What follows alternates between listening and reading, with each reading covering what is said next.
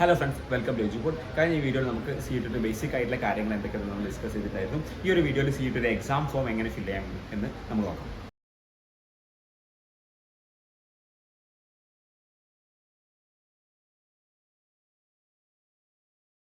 First ആയിട്ട് നമ്മൾ ഗൂഗിളിൽ NTA UG CUET എന്നത് നമ്മൾ ടൈപ്പ് ചെയ്യാം. അപ്പോൾ ഒരുപാട് ലിങ്ക് അവൈലബിൾ ആയിരിക്കും. സോ അപ്പോൾ NTA common university entrance test എന്നുള്ള ലിങ്ക് ക്ലിക്ക് ചെയ്താൽ മതി. നമ്മൾ അതിൻ്റെ സൈറ്റിലേക്ക് പോകും. അവിടെ ക്ലിക്ക് ചെയ്യുക ഫോർ രജിസ്ട്രേഷൻ ഓർ ലോഗിൻ. അത് ക്ലിക്ക് ചെയ്താൽ നമ്മുടെ പ്രൊഫൈൽ ലോഗിൻ ചെയ്യുന്ന സ്പേസിൽ കിട്ടും. അവിടെ ലെഫ്റ്റ് സൈഡിൽ ലാസ്റ്റ് താഴെ എന്ത് ചെയ്യും, ന്യൂ കാൻഡിഡേറ്റ് രജിസ്ട്രേഷൻ കാണാം. അത് ഓപ്പൺ ചെയ്യുമ്പോൾ നമുക്കൊരു ബുള്ളറ്റിൻ്റെ ഒരു മഞ്ഞ ബോർഡ് കാണാം. അത് ക്ലിക്ക് ചെയ്താൽ നമുക്ക് ഈ CUET എക്സാമായി റിലേറ്റ് ചെയ്തുള്ള എല്ലാ ഡീറ്റെയിൽസും അവിടെ അവൈലബിൾ ആയിരിക്കും. ഞാൻ അവിടെ ഡൗൺലോഡ് ചെയ്തിട്ടില്ല, കാരണം അത് ലോഡ് ആവാത്തതുകൊണ്ടാണ്.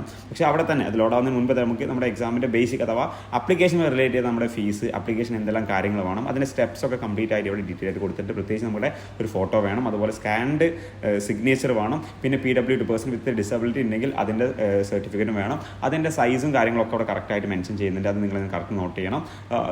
പ്രിഫറബിളി നിങ്ങൾ അക്ഷയയിൽ പോകുന്നതായിരിക്കും നന്നാവുക. അക്ഷയയിൽ ഒരു കഫേ പോകുക. അക്ഷയയിലാകുമ്പോൾ നല്ലൊരു ടൈം സ്പെൻഡ് ചെയ്യേണ്ട ആവശ്യമുള്ളത് കൊണ്ട് എന്ത് ചെയ്യും, അത് ബുദ്ധിമുട്ടായിരിക്കും. സോ അതുകൊണ്ട് ഒരു കഫേ പോയി ചെയ്യുന്നതായിരിക്കും നന്നാവുക. സോ അവിടെ നമ്മൾ താഴെ ലെഫ്റ്റ് സൈഡിൽ ഐ ഹാവ് ഡൗൺലോഡഡ് ഇൻഫർമേഷൻ ഒക്കെ വായിച്ചു എന്ന് എന്ത് ചെയ്യും, നമ്മൾ ജസ്റ്റ് അപ്ലോഡ് ചെയ്ത് ക്ലിക്ക് ചെയ്തിട്ട് എന്ത് ചെയ്യാം, ക്ലിക്ക് ചെയ്തിട്ട് പ്രൊസീഡ് കൊടുക്കാം. അതിന് മുൻപ് ഈ ഡാറ്റാസ് ഒക്കെ നമ്മുടെ കയ്യിൽ വേണം. പ്രത്യേകിച്ച് ഒരു ID കാർഡ് കയ്യിൽ വെക്കണം, ആധാർ കാർഡ് മോസ്റ്റ് പ്രോബബ്ലി, അല്ലെങ്കിൽ SLC സർട്ടിഫിക്കറ്റ് വെച്ചാലും മതി. ഇനി നമ്മൾ പ്രൊഫൈൽ ലോഗിൻ ചെയ്യുന്നതിന് മുൻപ് നമുക്ക് വെരിഫൈ ചെയ്യണം. ഒന്നെങ്കിൽ ആധാർ, അല്ലെങ്കിൽ DigiLocker, ഇനി അല്ലെങ്കിൽ ബാങ്ക് അക്കൗണ്ടുമായി റിലേറ്റ് ചെയ്തിട്ടുള്ള പാൻ കാർഡോ അത്തരത്തിൽ എന്തെങ്കിലും കാര്യങ്ങളുണ്ടെങ്കിൽ നമുക്ക് പേഴ്സണലി വെരിഫൈ ചെയ്യാൻ പറ്റുള്ളൂ. നമ്മുടെ ആധാർ കാർഡ് ഉണ്ടെങ്കിൽ ആധാർ കാർഡ് നമ്മുടെ മൊബൈൽ നമ്പർ രജിസ്റ്റർഡ് ആയിരിക്കണം. സോ നമ്മൾ ആധാർ കാർഡ് കൊടുത്തിട്ട് താഴെ ആധാർ നമ്പർ ടൈപ്പ് ചെയ്തിട്ട് നമ്മൾ OTP കൊടുക്കും. എന്ത് ചെയ്യും, നമുക്ക് നമ്മുടെ രജിസ്റ്റേർഡ് മൊബൈൽ നമ്പറിലേക്ക് OTP വരും. ആ ഒരു OTP എന്ത് ചെയ്യണം, നമ്മൾ അവിടെ കൊടുത്തിട്ടാണ് നമ്മൾ എന്ത് ചെയ്യുന്നത്, നമ്മൾ പേഴ്സണലി പ്രൊഫൈൽ കൊടുക്കാൻ വേണ്ടി നമ്മൾ പേഴ്സണൽ വെരിഫൈ ചെയ്യുന്നത്. സോ ആ ഒരു വെരിഫിക്കേഷൻ്റെ സമയത്ത് നിങ്ങൾക്ക് ജസ്റ്റ് ഒരു ടൈം ലാഗ് ഒന്നും വരില്ല. പെട്ടെന്ന് തന്നെ എന്ത് ചെയ്യും, നമ്മുടെ മൊബൈലിലേക്ക് എന്ത് ചെയ്യും, OTP വരും. ഇനി നിങ്ങളുടെ മൊബൈലിലേക്ക് OTP വരുന്നില്ലെങ്കിൽ നിങ്ങൾക്ക് മനസ്സിലാക്കാം ആധാറും മൊബൈലുമായിട്ട് എന്ത് ചെയ്തിട്ടില്ല, രജിസ്റ്റേർഡ് അല്ലാന്നുള്ളത്. സോ നമ്മൾ ചെയ്ത് കഴിഞ്ഞാൽ പിന്നെ നമ്മുടെ പേരും ജെൻഡർ, നാഷണാലിറ്റി, അങ്ങനെ ബേസിക് ഡീറ്റെയിൽസ്, നമ്മുടെ അഡ്രസ്സ്,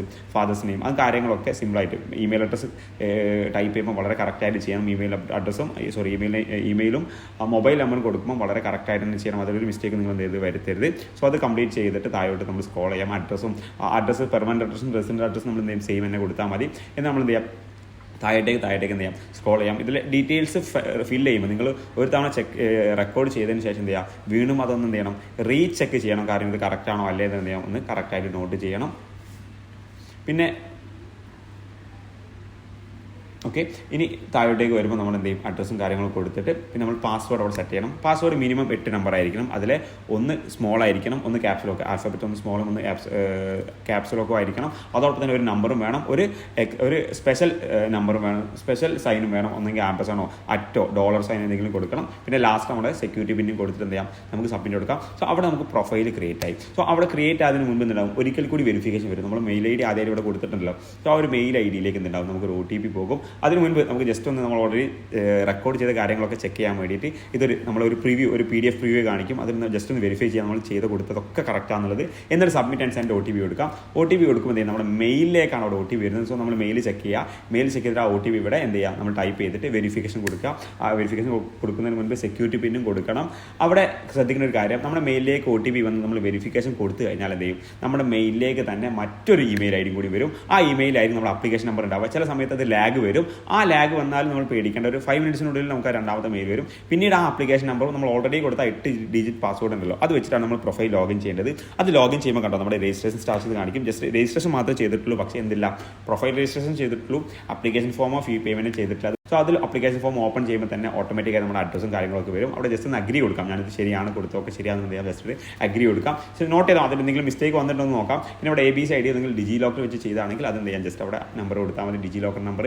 ഇനി അല്ലെങ്കിൽ ആധാർ കാർഡിൻ്റെ നമ്പർ എന്ത് ചെയ്താൽ മതി, അവിടെ കൊടുത്താൽ മതി. ബാക്കി ജസ്റ്റ് കാര്യങ്ങളൊക്കെ നോക്കുക. പിന്നെ name of the father, name of the mother, അവരുടെ ഒക്യുപ്പേഷൻ, അവരുടെ എഡ്യൂക്കേഷൻ, ദെൻ ആനുവൽ ഇൻകം എത്ര എന്നൊക്കെ ചോദിക്കും. ജസ്റ്റ് അത് എന്ത് ചെയ്യാം, അത് നിങ്ങൾക്ക് എത്രയാണോ അല്ലെങ്കിൽ നിങ്ങളുടെ എന്താണോ നിങ്ങളുടെ ആനുവൽ ഇൻകം കാര്യങ്ങളൊക്കെ എന്ത് ചെയ്യാം, ജസ്റ്റ് അത് ഫില്ല് ചെയ്യാം. അത് നിങ്ങൾ ഓരോരുത്തർക്കും ഇൻഡിവിജ്വൽ ആയിരിക്കും. അതനുസരിച്ച് എന്ത് ചെയ്യാം, നിങ്ങൾ ഫില്ല് ചെയ്തിട്ട് എന്ത് ചെയ്യാം, ലാസ്റ്റ് അവിടെ താഴെ ഐ അഗ്രി കൊടുത്തിട്ട് എന്ത് ചെയ്യാം, ഓക്കെ കൊടുത്താൽ നമ്മുടെ പ്രൊഫൈലിൻ്റെ ഫസ്റ്റ് പോർഷൻ എന്തെയും കംപ്ലീറ്റഡ് ആകും. അവിടെ തന്നെ നിങ്ങളുടെ രാജ്യം ഏതാണെന്നുള്ളതും അതുപോലെ PWD ആണോ അത് പേഴ്സൺ വിത്ത് ഡിസബിലിറ്റി ആണെന്നുള്ള കാര്യങ്ങളൊക്കെ ജസ്റ്റ് അവിടെ കൊടുക്കാനുണ്ട്. പിന്നെ നിങ്ങൾ എങ്ങനെ കോച്ചിങ്ങിന് പോയി, ഡയബറ്റിക് പേഷ്യൻ്റ് ആണോ, നിങ്ങൾ ട്വിൻ ആണോ, ട്വിന്നും ഇതേ എക്സാം എഴുതുന്നുണ്ടോ, അങ്ങനത്തെ കാര്യങ്ങളൊക്കെ ചോദിക്കും. ജസ്റ്റ് അത് എന്ത് ചെയ്യാം, അത് നിങ്ങളുടെ അനുസരിച്ച് എന്ത് ചെയ്യാം, യെസോ നോ കൊടുത്തിട്ട് എന്ത് ചെയ്യാം, കംപ്ലീറ്റ് ആക്കാം. പിന്നെ BPL, കാശ്മീരി മൈഗ്രൻറ്റ്, ഡിഫൻസ് ആണ്, NCC, അങ്ങനെ തുടങ്ങിയ ക്വസ്റ്റൻസ് ഉണ്ടാവും. ജസ്റ്റ് യെസ് ഓർ നോ കൊടുത്ത് എന്ത് ചെയ്യാം, അതും സേവ് ആൻഡ് നെക്സ്റ്റ് കൊടുത്താം. പിന്നെയാണ് നിങ്ങളുടെ ക്വാളിഫിക്കേഷൻ ഡീറ്റെയിൽസ്. അപ്പോൾ നിങ്ങൾ SSLCയും +2 കഴിഞ്ഞിട്ടുണ്ടല്ലോ, അതിന് CBSE ആവട്ടെ അല്ലെങ്കിൽ ജവഹർ നവോദയോ അല്ലെങ്കിൽ വേറെ ഏതെങ്കിലും സ്കൂൾസ് ആവട്ടെ അത് കറക്റ്റ് കൊടുക്കാം. അത് വളരെ കറക്റ്റായിട്ട് തന്നെ കൊടുക്കണം. അവിടെ ഈവൻ നമ്മുടെ റോൾ നമ്പർ അടക്കം, നമ്മൾ ഇയർ ഓഫ് പാസിംഗ് അടക്കം, നമ്മുടെ മാർക്ക് അടക്കം, ഒന്നെങ്കിൽ മാർക്കോ ഗ്രേഡോ അല്ലെങ്കിൽ പെർസെൻറ്റേജോ കാര്യങ്ങൾ കൊടുക്കേണ്ടത്. സോ അതൊക്കെ കറക്റ്റായിട്ട് നമ്മൾ കൊടുക്കണം. അത് കൊടുത്തിട്ട് എന്ത് ചെയ്യാം, ഫസ്റ്റ് SSLC കൊടുക്കണം. രണ്ടാമതാണ് നിങ്ങളുടെ +1 +2 അപ്പം നിങ്ങൾ ചെയ്യണമെങ്കിൽ എന്ത് വേണം, നിങ്ങളുടെ +1-ൻ്റെയും SSLC-യുടെയും സർട്ടിഫിക്കറ്റിൻ്റെയും നിങ്ങളുടെ കയ്യിൽ വേണം. എന്നാൽ മാത്രമേ കറക്റ്റ് ആവുള്ളൂ. മാത്രമല്ല നിങ്ങളുടെ സ്കൂളിലെ പിൻകോഡ് അടക്കം അവിടെ കൊടുക്കണം. സോ അതുകൊണ്ട് നിങ്ങൾ ജസ്റ്റ് എന്ത് ചെയ്യാം, സ്കൂളിലെ പിൻകോഡ് എന്ത് ചെയ്യാം, ജസ്റ്റ് ഒന്ന് നോട്ട് ചെയ്തിട്ട് എടുത്ത് വെക്കാം. എങ്കിൽ മാത്രമേ എന്ത് ചെയ്യുള്ളൂ, ഫാസ്റ്റായിട്ട് ചെയ്യാൻ പറ്റുള്ളൂ. ഈ ഡോക്യുമെന്റ്സ് ഒക്കെ നിങ്ങളുടെ കയ്യിൽ വേണം. എന്നാലേ നിങ്ങൾക്ക് എന്ത് ചെയ്യുള്ളൂ, ഫാസ്റ്റായിട്ട് മൂവ് ചെയ്യാൻ കഴിയുള്ളൂ. നിങ്ങൾ ആ ഒരു പേഴ്സണിൽ എത്തുമ്പോൾ ഈ ഡോക്യുമെന്റ് ഇല്ലല്ലോ എന്ന് കരുതി പിന്നെ തിരിച്ചു പോകുമ്പോൾ വീട്ടിൽ പോയൊക്കെ എടുത്ത് വരേണ്ടി വരും. അതൊക്കെ ഭയങ്കരമായി ഡിഫിക്കൽട്ട് വരും. അതുകൊണ്ടാണ് ഈ കാര്യങ്ങൾ ഡീറ്റെയിൽ ആയിട്ട് തന്നെ ഇവിടെ പറയുന്നത്. സോ ഡാറ്റകളൊക്കെ കൊടുത്തതിന് ശേഷം എന്ത് ചെയ്യാം, താഴെ ഐ അഗ്രി കൊടുത്തിട്ട് എന്ത് ചെയ്യാം, നമ്മളിവിടെ സബ്മിറ്റ് കൊടുത്താൽ നമ്മുടെ ക്വാളിഫിക്കേഷൻ ഡീറ്റെയിൽ, ആദ്യം പേഴ്സണൽ ഡീറ്റെയിൽസ് കൊടുത്തു, പിന്നെ ക്വാളിഫിക്കേഷൻ ഡീറ്റെയിൽസ് അതും എന്ത് ചെയ്യും, കംപ്ലീറ്റ് ആയി. സോ സേവ് ആൻഡ് നെക്സ്റ്റ് കൊടുത്താൽ എന്ത് ചെയ്യും, നമ്മൾ ഇനി ഏറ്റവും ഇമ്പോർട്ടൻ്റ് ആയിട്ട് നമ്മുടെ യൂണിവേഴ്സിറ്റി സെലക്ട് ചെയ്യുന്നത്. ഈ ഒരു പ്രോസസ്സാണ് ഏറ്റവും ഇമ്പോർട്ടൻറ്റ്. കാരണം ഓൾറെഡി സെലക്ട് ആയി, എനിക്ക് ഇന്ന യൂണിവേഴ്സിറ്റി ഇന്ന കോഴ്സസ് വേണം എന്ന് ഓൾറെഡി നിങ്ങൾ സെലക്ട് ആണെങ്കിൽ നിങ്ങൾക്ക് ഒരു പണിയില്ല. ജസ്റ്റ് ആ യൂണിവേഴ്സിറ്റി സെലക്ട് ചെയ്യുക, നിങ്ങൾ എന്ത് ചെയ്യുക, ആ കോഴ്സ് സെലക്ട് ചെയ്യുക, കംപ്ലീറ്റ് ആയി. ഇനി അല്ലെങ്കിൽ കണ്ടോ, ഇവിടെ അപ്പം നമുക്കൊരു നമുക്ക് അറിയില്ല. അപ്പം നമ്മൾ തൊട്ടടുത്തുള്ള യൂണിവേഴ്സിറ്റി CUK ആണ്, കേരള യൂണിവേഴ്സിറ്റി ആണ്. സോ കേരള യൂണിവേഴ്സിറ്റി കൊടുക്കുമ്പോൾ എന്ത് ചെയ്യും, just central university of Kerala കൊടുക്കുമ്പോൾ അവിടെ ആകെ BA ഇന്റർനാഷണൽ റിലേഷൻ മാത്രമേ ഡിഗ്രി ഉള്ളൂ. സോ അത് കൊടുക്കാം. ആ ഇന്റർനാഷണൽ റിലേഷൻ കൊടുക്കുമ്പോൾ കണ്ടോ, സെക്ഷൻ 1 ലാംഗ്വേജ്, ഒരു ലാംഗ്വേജ് എഴുതണം. സെക്ഷൻ 2 ഡൊമൈനിലുള്ള പൊളിറ്റിക്കൽ സയൻസ് നമ്മൾ എഴുതണം. ഇനി അല്ലെങ്കിൽ സെക്ഷൻ 3 ഒരു ജനറൽ ടെസ്റ്റ് എഴുതണം. സോ നമുക്ക് മൂന്ന് എക്സാംസ് ഉള്ളത്. സോ ഈ 3 എക്സാം ആണ് ഈ ഒരു BA ഇന്റർനാഷണൽ റിലേഷൻ നമ്മൾ അപ്ലൈ ചെയ്യുന്നുണ്ടെങ്കിൽ. അതേപോലെ ഓരോ യൂണിവേഴ്സിറ്റീസിലും ഓരോ കോളേജസിനും ഓരോ കോഴ്സസിനും ഡിഫറെന്റ് ടൈപ്സ് ഓഫ് എക്സാമുകളാണ്. എക്സാം ഒക്കെ ഒന്ന് തന്നെയാണ്, പക്ഷേ ഓരോന്നിന്റെയും എക്സാം കോമ്പിനേഷൻ ഡിഫറെന്റ് ആയിരിക്കും. ചിലതിൽ ജനറൽ ടെസ്റ്റ് മാത്രം മതി, ചിലവർക്ക് ഇംഗ്ലീഷും അതുപോലെ തന്നെ ജനറൽ ടെസ്റ്റും വേണ്ടി വരും, ചിലർക്ക് ഇംഗ്ലീഷും വേണ്ടി വരും, ജനറൽ ടെസ്റ്റും വേണ്ടി വരും, പിന്നെ ലാംഗ്വേജും വേണ്ടി വേറെ ഡൊമൈൻ മീൻസ് നമ്മുടെ മെയിൻ സബ്ജക്റ്റ് അല്ല, accountancy, maths, science, physics, history, politics, അങ്ങനെ അതാണ് ഡൊമൈൻ സബ്ജക്ട് എന്ന് പറയുന്നത്. സോ നിങ്ങൾ ഏതാണ്, ഇപ്പം അലിഗഡ് മുസ്ലിം യൂണിവേഴ്സിറ്റി എടുക്കുകയാണെങ്കിൽ അവിടെ BSc ഹോണേഴ്സ് ജോഗ്രഫി ഉണ്ട്. അല്ലെങ്കിൽ ഈ ഒരു കോഴ്സ് നമ്മൾ അപ്ലൈ ചെയ്യുന്നുണ്ടെങ്കിൽ നമുക്ക് വേണ്ടത് English, physics, chemistry, biology or mathematics. കണ്ടോ, അവിടെ 3 മാൻഡേറ്ററി ആണ്. പിന്നെ ബയോളജി, മാത്തമാറ്റിക്സ്, അതിൽ ഏതെങ്കിലും ഒന്ന് കൊടുത്താൽ മതി. സോ കണ്ടില്ല, ഓരോ കോളേജസിന്റെയും ഓരോ യൂണിവേഴ്സിറ്റീസിന്റെയും ഓരോ ഓരോ കോഴ്സ് സെലക്ട് ചെയ്യുമ്പോൾ അതിന്റെ ക്രൈറ്റീരിയ ഡിഫറെന്റ് ആയിരിക്കും. അത് അതത് കോളേജിൽ നിന്ന് നോക്കേണ്ടി വരും. ഇനി അല്ലെങ്കിൽ നമുക്ക് ഇവിടെ ഒരുപാട് യൂണിവേഴ്സിറ്റീസ് ഉണ്ടല്ലോ. സോ ഓരോ യൂണിവേഴ്സിറ്റി സെലക്ട് ചെയ്ത് നോക്കാം, ഇവിടെ എനിക്ക് പറ്റിയ കോഴ്സസ് ഉണ്ടല്ലോ. സോ അങ്ങനെ നമുക്ക് എന്ത് ചെയ്യാം, ഇവിടെ തന്നെ കോഴ്സ് സെലക്ട് ചെയ്യാം. ഓരോ യൂണിവേഴ്സിറ്റി എടുത്ത് നോക്കാം. ഏറ്റവും കൂടുതൽ കോഴ്സസ് അവൈലബിൾ ആയിരിക്കും. ഒന്ന് ബനാറസ് ഹിന്ദു യൂണിവേഴ്സിറ്റി ഉണ്ടാകും, അതുപോലെ ഡൽഹി യൂണിവേഴ്സിറ്റി. ഇവിടെ ആയിരിക്കും ഏറ്റവും കൂടുതൽ കോഴ്സസ് അവൈലബിൾ ആയിരിക്കും. കാരണം അത്യാവശ്യം നല്ലോണം എന്തുണ്ട്, അവിടെ കോഴ്സസ് അവൈലബിൾ ആണ്. മാത്രമല്ല നല്ലോണം സീറ്റ്സും അവിടെ അവൈലബിൾ ആയിരിക്കും. സോ ഇപ്പോൾ ബനാറസ് ഹിന്ദു യൂണിവേഴ്സിറ്റിയിൽ LLB എടുക്കണമെങ്കിൽ എന്ത് വേണം, നമുക്ക് ജനറൽ ടെസ്റ്റ് വേണം, അതുപോലെ സെക്ഷൻ 2 ലീഗൽ സ്റ്റഡീസ് വേണം, ജനറൽ ടെസ്റ്റിനൊപ്പം തന്നെ ലാംഗ്വേജ് ടെസ്റ്റും വേണം. സോ 3 എക്സാംസ് ആണുള്ളത്. അപ്പം ഓരോ യൂണിവേഴ്സിറ്റിയിൽ നിങ്ങളുടെ പ്രിഫറൻസ് അനുസരിച്ച് നമ്മൾ ചെയ്യേണ്ടത്. ഇനിയിപ്പോൾ നമ്മൾ ഓൾറെഡി 3 യൂണിവേഴ്സിറ്റി കൊടുത്തു. അപ്പോൾ 3 കണ്ടില്ല, ഇവിടെ ക്ലിക്ക് ചെയ്യുക, അതിന്റെ എലിജിബിലിറ്റി കാണെങ്കിൽ എന്ത് ചെയ്യും, അവിടെ ക്ലിക്ക് ചെയ്ത് കൊടുത്താൽ മതി. ഇനി അതിന്റെ ആക്ഷൻസിൽ നമുക്ക് റിമൂവ് ഓപ്ഷൻ ഉണ്ട്. നമുക്ക് ഏതെങ്കിലും റിമൂവ് ചെയ്യണം എന്നുണ്ടെങ്കിൽ എന്ത് ചെയ്യാം, നമുക്ക് റിമൂവ് ചെയ്യാം. ഇപ്പം ചില കോളേജ് നോക്കുകയാണെങ്കിൽ ഇപ്പം പോണ്ടിച്ചേരി യൂണിവേഴ്സിറ്റി അല്ലെങ്കിൽ അലിഗഡിലോ അല്ലെങ്കിൽ JNU ഒക്കെ നോക്കുകയാണെങ്കിൽ അവിടെ വളരെ കോഴ്സസ് കുറവായിരിക്കും, ഡിഗ്രി കോഴ്സ് കുറവായിരിക്കും. കാരണം കൂടുതലും അവിടെ ഹയർ സ്റ്റഡീസ് ആണ്, PG റിസർച്ച് ലെവലിലൊക്കെ PhD ലെവലാണ് അവിടെ കോഴ്സസ് ഉണ്ടാവുക. സോ അതുകൊണ്ട് ഡിഗ്രിക്ക് ഏറ്റവും കൂടുതൽ പ്രിഫറബിൾ, നിങ്ങൾക്ക് ഓൾറെഡി ഇതിനെക്കുറിച്ച് നോളജ് ഇല്ലെങ്കിൽ DU അതുപോലെ തന്നെ ബനാറസ് ഹിന്ദു യൂണിവേഴ്സിറ്റി നോക്കുന്നതാണ് ഏറ്റവും ബെസ്റ്റ് ആയിട്ട് വരുന്നത്. ഇപ്പം അതുപോലെ central university of Haryana, central university of Rajasthan, then Himachal, ഇവിടെയൊക്കെ അത്യാവശ്യം നല്ലോണം കുട്ടികൾ പോകുന്നുണ്ട്. അവിടെയൊക്കെ നിങ്ങൾക്ക് അപ്ലൈ ചെയ്യാം. പോണ്ടിച്ചേരി യൂണിവേഴ്സിറ്റി അത്യാവശ്യം നല്ലോണം മലയാളികൾ വരുന്നുണ്ട്.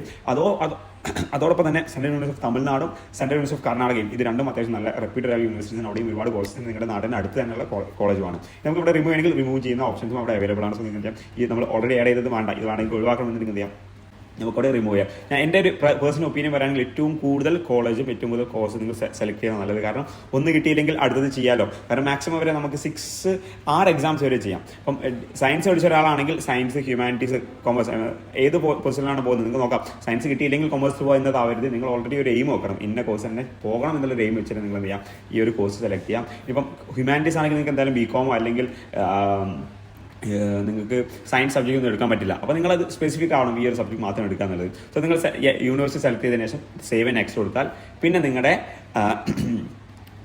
സബ്ജക്റ്റ് ഏത് സബ്ജക്റ്റാണോ നിങ്ങൾ എക്സാം എഴുതുന്നത് അത് സെലക്ട് ചെയ്യേണ്ട ഓപ്ഷനാണ്. അപ്പം ഇവിടെ ശരിക്കും സത്യം പറഞ്ഞാൽ ഓട്ടോമാറ്റിക്കായിട്ട് ഇവിടെ വരണം ഏത് സബ്ജക്റ്റാണ് സെലക്ട് ചെയ്യേണ്ടത് എന്നുള്ളത്. പക്ഷെ അത് വരില്ല. കാരണം എന്താ, നമ്മൾ നേരത്തെ ജോഗ്രഫി സെലക്ട് ചെയ്തപ്പം 3 സബ്ജക്റ്റ് മാൻഡേറ്ററി ഉണ്ട്. പക്ഷേ ഓപ്ഷനിലായിട്ട് മാത്തമാറ്റിക്സും ബയോളജി, അതിൽ രണ്ടിൽ ഏതെങ്കിലും ഒന്ന് എഴുതിയാൽ മതി. കണ്ടില്ലേ? സോ ആ ഓപ്ഷൻ്റെ ഓട്ടോമാറ്റിക്കായിട്ട് വരുന്നത് ബുദ്ധിമുട്ടായിരിക്കില്ലേ? സോ അതുകൊണ്ടാണ് നമ്മൾ തന്നെ എന്ത് ചെയ്യണം, നേരത്തെ ആ ലിസ്റ്റിൽ ഏതൊക്കെ സബ്ജക്ട് നമുക്ക് മാൻഡേറ്ററി ആയിട്ട് വേണം എന്ന് നമ്മൾ നേരത്തെ നോക്കി വെക്കാം. എന്നിട്ട് ആ സബ്ജക്ട്സ് ഇവിടെ എഴുതിയെടുക്കാം. സോ അപ്പം ജനറലി ഇപ്പം നേരത്തെ നമ്മൾ നോക്കിയ ആ ഒരു കോമ്പിനേഷൻ കോമ്പിനേഷനിൽ ജനറൽ ടെസ്റ്റ് നമുക്ക് ആവശ്യമില്ല. പക്ഷേ എങ്കിലും നിങ്ങൾ ജനറൽ ടെസ്റ്റ് ഒരു സബ്ജക്ട് ഒരു കോഴ്സ് എന്തായാലും കോമ്പിനേഷൻ എന്തായാലും നിങ്ങൾ സെലക്ട് ചെയ്തിരിക്കും. അതുകൊണ്ട് ഞാനിവിടെ GT കൂടെ ആഡ് ചെയ്യുന്നുണ്ട്. ഫസ്റ്റ് വൺ ഇംഗ്ലീഷാണ് നമുക്ക് വരുന്നത്. നേരത്തെ നമ്മൾ നോക്കിയതിൽ ലാംഗ്വേജ് അല്ലേ, ഫസ്റ്റ് ഡൊമൈനിലുള്ള ലാംഗ്വേജ് ഉണ്ട്. സോ ലാംഗ്വേജിൽ ഇംഗ്ലീഷ് നമ്മൾ സെലക്ട് ചെയ്തു. പിന്നെ ടെസ്റ്റ് പേപ്പറിൽ മൂന്ന് നമ്മൾ ഓൾറെഡി സെലക്ട് ചെയ്യണം. മാത്തമാറ്റിക്സ്, അതുപോലെ തന്നെ ഫിസിക്സ്, കെമിസ്ട്രി, ബയോളജി, അങ്ങനെ ഒരു 3 സോ ഈ ലാംഗ്വേജ് സെലക്ട് ചെയ്യുമ്പോൾ നമ്മൾ ഈ ഒരു സബ്ജക്ട് സെലക്ട് ചെയ്യുമ്പോൾ ശ്രദ്ധിക്കണം. കാരണം ഒരുപാട് 33 ലാംഗ്വേജ് അടക്കം 30ഓളം ഡൊമൈനുകൾ അടക്കം പിന്നെ അഡീഷണൽ GT അടക്കം അത്യാവശ്യം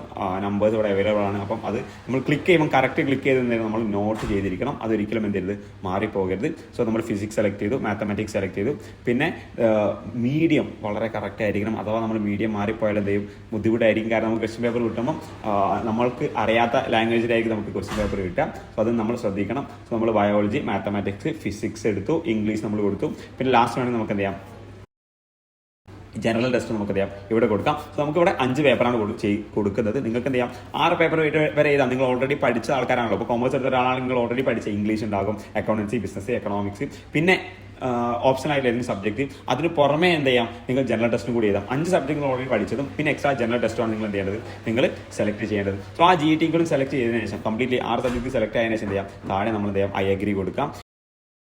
ഇപ്പം ഈവൻ വേണ്ട എനിക്ക് ഇന്ന കോഴ്സ് മാത്രം മതി എന്നാണെങ്കിൽ ആ ഒരു കോഴ്സിലേക്കുള്ള ആവശ്യമുള്ള സബ്ജക്റ്റ് മാത്രം പഠിച്ചാലും മതി. അതിലധികം ഓവർ ചെയ്യണമെന്നൊന്നുമില്ല. ഞാൻ ജസ്റ്റ് ജനറലി വേണ്ടി പറഞ്ഞത് മാത്രമേ ഉള്ളൂ. സോ ഇവിടെ സേവ് നെക്സ്റ്റ് കൊടുത്താൽ എന്ത് ചെയ്യും, നമ്മുടെ യൂണിവേഴ്സിറ്റി സെലക്ഷനും ലാംഗ്വേജ് സെലക്ഷനും ചെയ്തു, അത് അവിടെ കഴിഞ്ഞു. ഇനി ലാസ്റ്റ് നമ്മുടെ എക്സാം സെന്റർ കൊടുക്കണം. എക്സാം സെന്റർ കൊടുക്കുമ്പോൾ നിങ്ങളുടെ നാടിന് തൊട്ടടുത്ത് നിങ്ങളുടെ ഡിസ്ട്രിക്ട് ഏതാണോ അതാണ് ഏറ്റവും പ്രിഫറബിളി കൊടുക്കേണ്ടത്. ചില കുട്ടികളിലാകും ബോർഡറിലായിരിക്കും. അപ്പോൾ അവൻ്റെ ഡിസ്ട്രിക്റ്റിനേക്കാൾ കൂടുതൽ തൊട്ടടുത്ത് ഇപ്പോൾ ഫോർ എക്സാമ്പിൾ മലപ്പുറത്തുള്ള ഒരാളാണെങ്കിൽ, മലപ്പുറം കോഴിക്കോട് ബോർഡറിൽ രാമനാട്ടുകര സൈഡിലൊക്കെ ഒരാളാണെങ്കിൽ പുള്ളിക്കാരൻ എന്ത് ചെയ്യും, കോഴിക്കോട് പോകുന്ന ഏറ്റവും കുഴപ്പം, മലപ്പുറത്തേക്ക് പോകുമ്പോൾ ഒരുപാട് ലോങ് ഡിസ്റ്റൻസ് ഉണ്ട്. സോ അങ്ങനെ അതായത് നിങ്ങൾക്ക് ഏറ്റവും നിയറസ്റ്റ് ടൗൺ ഏതാണ് അത് കൊടുക്കുന്നതാണ് ഏറ്റവും ബെസ്റ്റ്. സോ ഇപ്പം കോഴിക്കോടുള്ള ഒരാളാണെങ്കിൽ ഫസ്റ്റ് എന്ത് ചെയ്യും, അവൻ കോഴിക്കോട് കൊടുക്കും. നെക്സ്റ്റ് ഓപ്ഷൻ കണ്ണൂർ കൊടുക്കും. പിന്നത്തെ ഓപ്ഷൻ അവൻ മലപ്പുറം അല്ലെങ്കിൽ ഏറ്റവും നിയറസ്റ്റ് ആയിട്ടുള്ള ഓപ്ഷൻസുകളാണ് അവൻ എന്ത് ചെയ്യുന്നത്, കൊടുക്കേണ്ടത്. സോ അതിൽ നിങ്ങൾക്ക് 4 ഓപ്ഷൻ കൊടുക്കാം. മോസ്റ്റ് പ്രോബബ്ലി 98% നിങ്ങൾക്ക് നിങ്ങൾ ഏത് ഡിസ്ട്രിക്റ്റ് ആണോ ആ ഡിസ്ട്രിക്റ്റിൽ നിങ്ങൾക്ക് കിട്ടും. പക്ഷേ ഇനി കിട്ടിയില്ലെങ്കിൽ അത് നിങ്ങളുടെ എന്താ പറയുക അൺലക്കി ചാൻസ് എന്ന് പറയാം. സോ അതിൽ നിങ്ങൾ സെന്റേഴ്സ് സെലക്ട് ചെയ്തിട്ട് ചെയ്യാം, നിങ്ങൾ അവിടെ എന്ത് ചെയ്യാം, സേവ് ആൻഡ് നെക്സ്റ്റ് കൊടുക്കാം. അതോടുകൂടി എന്ത് ചെയ്യും, നമ്മുടെ അപ്ലിക്കേഷൻ കംപ്ലീറ്റഡ് ആകും. പിന്നെയാണ് നമ്മുടെ പേയ്മെന്റ് സെക്ഷനിലേക്ക് പോകുക. പിന്നെ എന്ത് ചെയ്യും, നിങ്ങൾ ലാസ്റ്റ് സെക്ഷനായ പേയ്മെന്റ് സെക്ഷനിലേക്ക് പോയിട്ട് എന്ത് ചെയ്യും, നിങ്ങൾക്ക് എത്ര സബ്ജക്ട് നിങ്ങൾ സെലക്ട് ചെയ്തു അതിനനുസരിച്ച് നിങ്ങളുടെ ഫീസ് ഉണ്ടാവും. അത് ഓട്ടോമാറ്റിക്കലി ജനറേറ്റ് ആകും. അവിടെ എന്ത് ചെയ്യണം, നിങ്ങൾ ചലാൻ ജനറേറ്റ് ചെയ്തിട്ട് ഒന്നെങ്കിൽ നെറ്റ് ബാങ്കിങ്ങോ അല്ലെങ്കിൽ UPI യൂസ് ചെയ്തിട്ട് എന്ത് ചെയ്യാം, നിങ്ങൾ അവിടെ പേയ്മെന്റ് കംപ്ലീറ്റ് ആക്കാം. അതോടുകൂടി എന്ത് ചെയ്യും, നമ്മുടെ ഈ ഒരു സെലക്ഷൻ CUET കംപ്ലീറ്റ് പ്രൊസീജിയർ എന്ത് ചെയ്യും, കഴിയും. സോ നിങ്ങൾ ഈ സബ്ജക്ട് സെലക്ട് ചെയ്ത പോലെ തന്നെ എക്സാം സെന്റർ സെലക്ട് ചെയ്യുമ്പോൾ നിങ്ങൾ എന്ത് ചെയ്യണം, വളരെ കറക്റ്റായിട്ട് നോട്ട് ചെയ്ത് നിങ്ങൾ ഓക്കെ ആക്കണം. അല്ലെങ്കിൽ അത് മിസ്റ്റേക്ക് ആയ നിങ്ങൾ എന്ത് ചെയ്യും, PSC എക്സാം ചെയ്യുന്ന പോലെ കോഴിക്കോട് നിന്ന് തിരുവനന്തപുരത്തേക്കോ തിരുവനന്തപുരത്ത് നിന്ന് കാസർഗോഡോ പോകുന്നത് പോലെയല്ല. ഇത് നിങ്ങളുടെ ഫ്യൂച്ചറുമായി റിലേറ്റ് ചെയ്തുള്ള എക്സാമാണ്. അപ്പോൾ നിങ്ങൾ എന്ത് ചെയ്യണം, നല്ല രീതിയിൽ ശ്രദ്ധിച്ചിട്ടാണ് സെന്റർ സെലക്ട് ചെയ്യാം. അവിടെ മിസ്റ്റേക്ക് വരരുത്. കാരണം കോഴിക്കോട് സെലക്ട് ചെയ്യുമ്പോൾ അപ്പം കോട്ടയം തൊട്ടതായിട്ട് മലപ്പുറമൊക്കെ ഉണ്ടാകും. അതെന്ത് ചെയ്ത് മിസ്റ്റേക്ക് ആവരുത്. സേവ് നെക്സ്റ്റ് കൊടുക്കാം. പിന്നെ നിങ്ങളുടെ പേയ്മെന്റ് പ്രൊസീജിയറിലേക്ക് പോയിട്ട് എന്ത് ചെയ്യാം, പേയ്മെന്റ് കൂടി കംപ്ലീറ്റ് ആക്കുക. പേയ്മെന്റിന് മുന്നേ എന്ത് ചെയ്യാം, നിങ്ങളുടെ ഫോട്ടോവും അതുപോലെ തന്നെ സ്കാൻഡ് സിഗ്നേച്ചറും നിങ്ങൾ എന്ത് ചെയ്യണം, അപ്പ് ചെയ്യണം. അതിന്റെ സൈസ് ഒക്കെ അവിടെ സ്പെസിഫൈ ചെയ്തിട്ടുണ്ട്, അത് ചൂസ് ചെയ്ത് അപ്പ് ചെയ്യാം. അതോടുകൂടി എന്ത് ചെയ്യും, അതിനുശേഷം പേയ്മെന്റ് കൂടി കംപ്ലീറ്റ് ആക്കിയാൽ നമ്മുടെ പ്രൊസീജിയർ എന്തെയും കംപ്ലീറ്റഡ് ആകും. So thank you. ഇത്രയാണ് നമ്മുടെ കംപ്ലീറ്റ് ആയിട്ട് CUET ആപ്ലിക്കേഷൻ ഫോം ഫില്ല് ചെയ്യാനുള്ളത്. ഓക്കെ, നമുക്ക് നെക്സ്റ്റ് വീഡിയോയിൽ വീണ്ടും കാണാം. അതിലേക്കും ബൈ.